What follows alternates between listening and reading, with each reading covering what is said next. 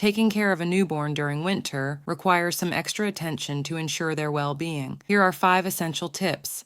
Keep your baby warm. Dress your baby in layers to regulate body temperature. Use a onesie as a base layer and add more clothing as needed. Use blankets and swaddles to keep your baby cozy. But avoid overdressing to prevent overheating. Ensure the room temperature is comfortable. Maintain proper hydration. Babies can get dehydrated even in cold weather. Ensure your baby is getting enough milk or formula to stay hydrated.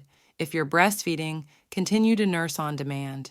If using formula, consult your pediatrician for guidance on the appropriate amount. Practice. Good hand. Hygiene. Winter is flu season, so it's crucial to maintain good hand hygiene. Wash your hands thoroughly before handling your baby. Limit your baby's exposure to crowded places and people with illnesses, especially during the first few months when their immune system is still developing. Be mindful of seasonal illnesses.